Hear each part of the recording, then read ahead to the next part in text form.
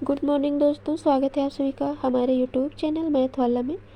Important current news की आज की क्लास में हम आपको टॉप लेवल की हेड न्यूज़ को कराने वाले हैं, जहां से क्वेश्चन बनने के बहुत ज़्यादा चांसेस हैं, जो कि सभी प्रतियोगी परीक्षाओं के लिए बहुत ही महत्वपूर्ण है।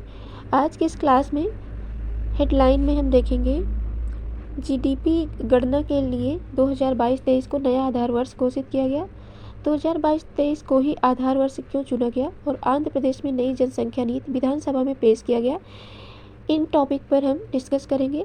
और आज के इस क्लास में, इस वीडियो में आपको बस हेडलाइन न्यूज की क्लास मिलेगी। अब कंटिन्यू आपको और टॉप 30 क्वेश्चन की एमसीक्यू करंट अफेयर्स की क्लास आपको नेक्स्ट वीडियो में प्रोवाइड की जाएगी। तो आइए, इसमें पहले हम देखेंगे आज जीडीपी गणना के लिए 2022-23 को नया आधार वर्ष घोषित किया गया। इसके बारे में देखते हैं। भारत सरकार के सांख्यिकी और कार्यक्रम कार्यान्वयन मंत्रालय 27 फरवरी 2026 को जीडीपी के लिए एक नई सीरीज जारी की है। इसके तहत अब जीडीपी का आधार वर्ष 2011-12 से बदलकर 2022-23 कर दिया गया है। पिछले एक दशक से अधिक समय में भारतीय अर्थव्यवस्था की संरचना में हुए बड़े बदलावों को सटीक रूप से मापने के लिए ये बहुत महत्वपूर्ण कदम है। आइए देखते हैं 2022-23 को ही आधार वर्ष क्यों चुना गया। किसी भी आधार पर आधार वर्ष को एक सामान्य वर्ष होना चाहिए जिसमें कोई बड़ी आर्थिक झटका न लगा हो।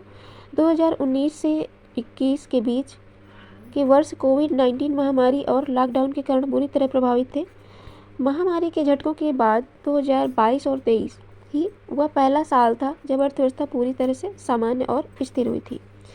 गणना के तरीके में नए बदलाव पहले केवल उत्पादन की महंगाई दर को घटाकर वास्तविक जीडीपी निकाली जाती थी। अब क्या है कि बच्चे के माल और कच्चे माल के तैयार माल दोनों ही महंगाई को अलग अलग एडजस्ट किया जाएगा और इससे वास्तविक विकास का एकदम सटीक आंकड़ा मिलेगा। अब जीडीपी की गणना में केवल पुराने सर्वे नहीं बल्कि हाई फ्रीक्वेंसी डेटा जैसे जीएसटी कलेक्शन, ई वाहन पोर्टल का डेटा और MCA 21 कंपनियों का डाटाबेस जो डेटा है वो इस्तेमाल किया जा रहा है। इस नई गणना में डिजिटल इकोनॉमी, गिग वर्कर्स जैसे डिलीवरी बॉय, घरों में काम करने वाले वेतनभोगी कर्मचारियों को भी बेहतर तरीके से शामिल किया गया है। तो इसका मुख्य रीज़न ये है कि गणना के तरीके में नए जो बदलाव हुए हैं ये इसमें आपने देखा। अब आगे हम देखेंगे अर्थव्यवस्था के आंकड़ों पर इसका प्रभाव क्या पड़ा। नए आधार वर्ष के अनुसार वित्तीय वर्ष 2025-26 के लिए भारत की वास्तविक विकास दर का अनुमान बढ़कर 7.6% कर दिया गया है, जो पुरानी गणना के अनुसार 7.1% था। तो यहाँ से इम्पोर्टेंट क्वेश्चन बनता है, 7.6% का अनुमान बढ़ा दिया गया है। इसमें विनिर्माण मैन्युफैक्चरिंग क्षेत्र का सबसे बड़ा योगदान है। वास्तविक विकास दर बढ़ने के बावजूद अर्थव्यवस्था का कुल आकार पिछले अनुमानों में लगभग 3% कम हो गया है। इसके कारण भारत की जो अर्थव्यवस्था है लगभग 3.9 बिलियन ट्रिलियन आंकी जा रही है। जीडीपी का कुल आकार कम होने के कारण सरकार का राजकोषीय घाटा और ऋण जीडीपी अनुपात प्रतिशत के रूप में थोड़ा बढ़ गया है। नई गणना में कृषि विनिर्माण क्षेत्र का योगदान थोड़ा बढ़ा है, जबकि सेवा क्षेत्र का प्रतिशत थोड़ा कम हुआ है।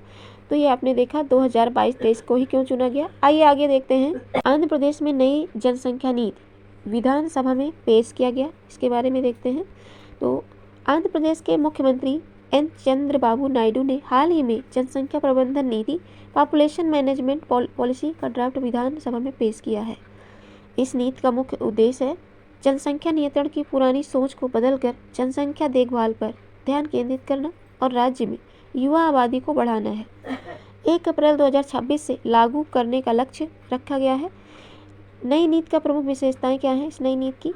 तो दूसरे या तीसरे बच्चे को जन्म देने वाले परिवार को प्रसव के समय पोषण शिक्षा सुरक्षा पैकेज तहत ₹25,000 के एक मुफ्त प्रोत्साहन राशि दी जाएगी। तीसरे बच्चे के लिए पहले 5 वर्षों तक हर महीने 1,000 की अतिरिक्त वित्तीय सहायता दी जाएगी और तीसरे बच्चे को 18 वर्ष की आयु तक सरकारी या आवासीय विद्यालय में बिल्कुल मुफ्त शिक्षा प्रदान की जाएगी। तीसरे बच्चे के जन्म पर माताओं को 12 महीने यानी 1 वर्ष का विशेष मातृत्व अवकाश देने का प्रस्ताव है। पिताओं के लिए भी 2 महीने की विशेष छुट्टी का प्रावधान किया गया है।